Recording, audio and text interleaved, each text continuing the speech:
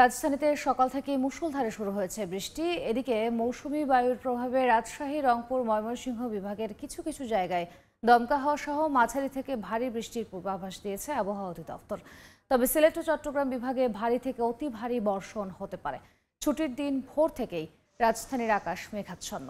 সকাল 6:30টার কিছু পরে শুরু হয় বৃষ্টি। এছাড়া ঢাকার অধিকাংশ জায়গায় হালকা থেকে মাঝারি বৃষ্টির পূর্বাভাস দিয়েছে আবহাওয়া অফিস। এদিকে বেলা 11টা থেকে পরবর্তী 48 ঘন্টা রাজশাহী, রংপুর, ময়মনসিংহ, সিলেট ও চট্টগ্রামে ভারী থেকে অতি ভারী বৃষ্টি হতে পারে বলেও জানানো হয়। দেশের 15 জেলার নদী বন্দরকে 1 নম্বর সতর্ক সংকেত দেখাতে বলা হয়েছে। আজ দেশের সর্বোচ্চ তাপমাত্রা থাকবে খুলনায় 36.2 ডিগ্রি এবং সর্বনিম্ন বান্দরবানে 24 ডিগ্রি সেলসিয়াস। ছুটির দিনে রাজধানীর সড়কে নেই কোনো যানজট কিংবা গাড়ির চাপ। সবশেষ খবর জানাতে রাজধানীর ফার্মগেটে আছেন সহকর্মী সাদিকুর রহমান। সরাসরি যাচ্ছি তার কাছে। আজকে কিন্তু সকাল থেকেই রাজধানীর বিভিন্ন স্থানে বৃষ্টি হচ্ছে।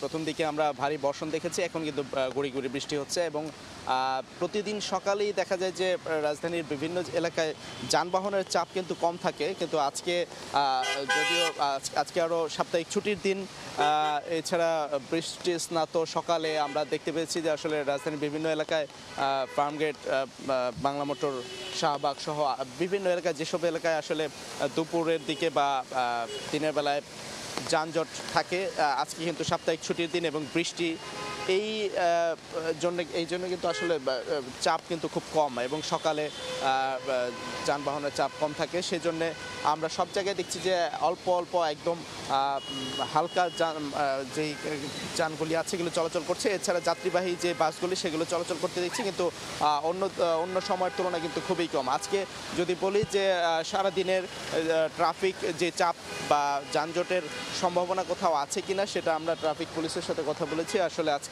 সম্ভাবনা নেই।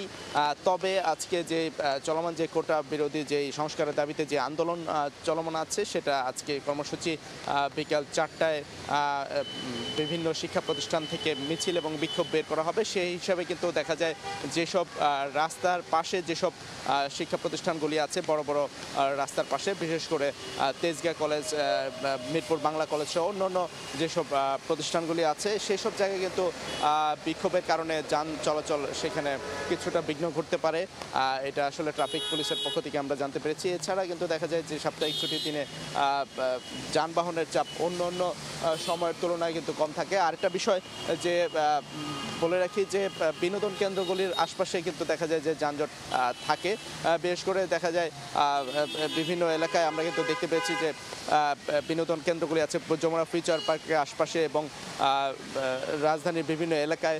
তো আমরা একটু জানিয়ে রাখতে চাই যে এই যে যানবাহনের চাপ, সেটা ট্রাফিকের যে গুগল ম্যাপ, সেটা কিন্তু দেখেও কিন্তু বোঝার উপায় আছে। ট্রাফিক পুলিশের পক্ষ থেকে সেটা জানানো হয়েছে, এটাও কিন্তু অনেকটাই স্পষ্ট হয়ে ওঠে। আমরা এছাড়াও আরও কয়েকটা বিষয়ে একটু বলে দিতে চাই যে যেসব বাণিজ্যিক এলাকা আছে, অনেক এলাকায় শুক্রবার দিনেও কিন্তু সেই সব এলাকায় বাণিজ্যিক কার্যক্রম চলমান থাকে। সেসব এলাকা বিশেষ করে আমরা যেই পাইকারি এবং যেই হোলসেল মার্কেটগুলি আছে এইসব এলাকায়, সেই সব এলাকায় কিন্তু যানজটের সম্ভাবনা থাকে।